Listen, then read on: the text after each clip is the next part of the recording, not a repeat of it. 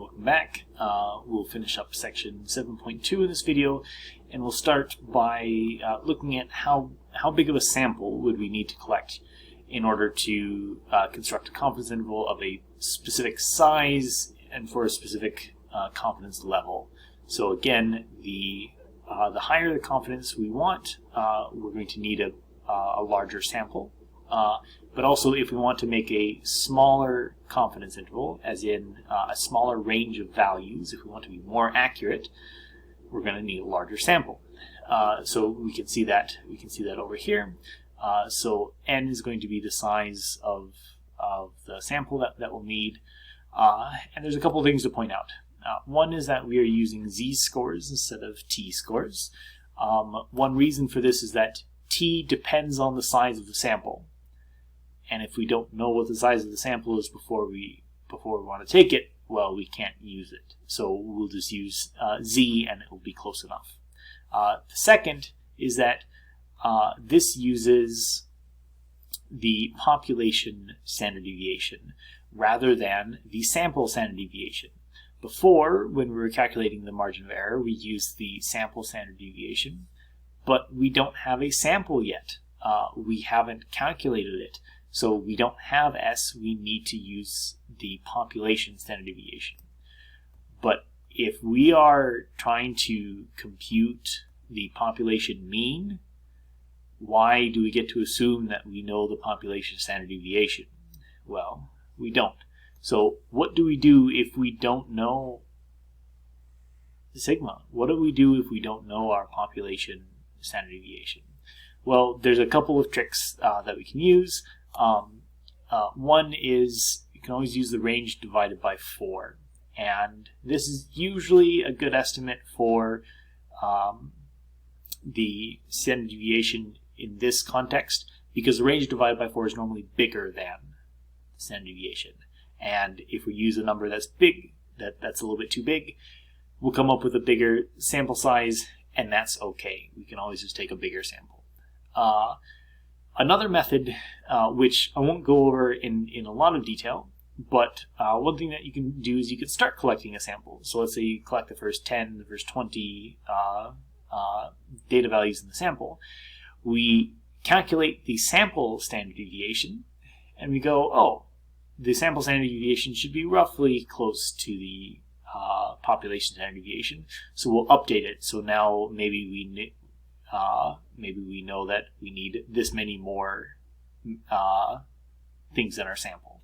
And you can continue doing this over and over again. You can recompute the sample standard deviation every time you collect a new data value, and then you can update, okay, well now we only need this many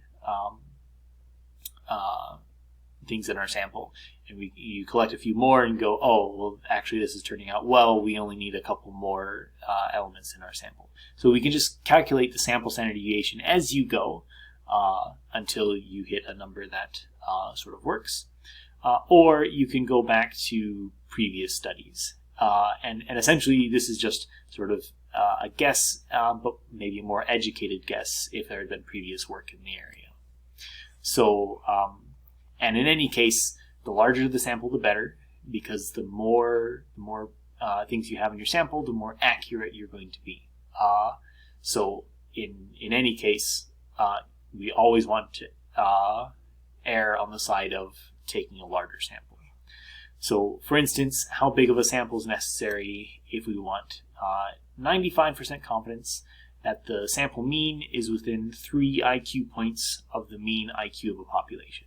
So we'll be going out, testing people's IQs, recording them, and we want to find a confidence interval where the margin of error is only going to be 3 IQ points.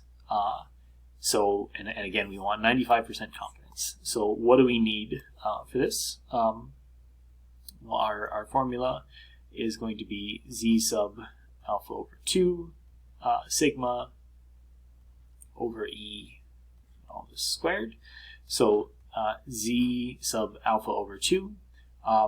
If it's 95% confidence, we want z sub 0.05 divided by 2, and we've calculated this before.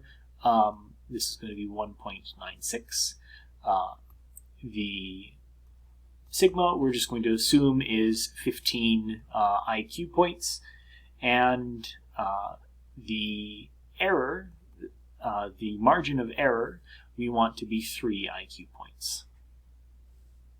So plugging everything in, we see that n will be equal to 1.96 times 15 divided by 3 squared, which is going to be 96.04. Now, we can't test 96.04 people, so we always want to round up because we always want a bigger sample than necessary, so we want n to be 97, so that we capture that last 0.04 of a person. So it's just plugging it into this formula, and again recognizing that we might not always know our population standard deviation, so we might have to guess or just use previous studies.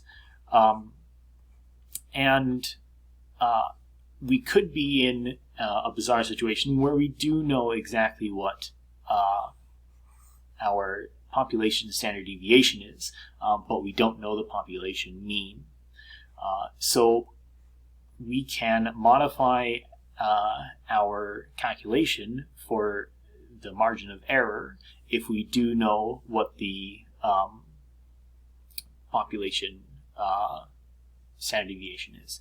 If we don't know, then we had to use the sample standard deviation, and in order to adjust for the fact that this isn't the population standard deviation, we had to use our t distribution. Well, if we do know the population standard deviation, we can use that instead, and that means that we don't have to use t, we can use the standard normal distribution, we can use z-scores instead. So this situation is not very common, but does occur. So if we do happen to know the population standard deviation, we can use this formula instead of this other one. And this formula will essentially mean that if we know the actual standard deviation of the entire population, our margin of error is in fact going to be a little bit smaller.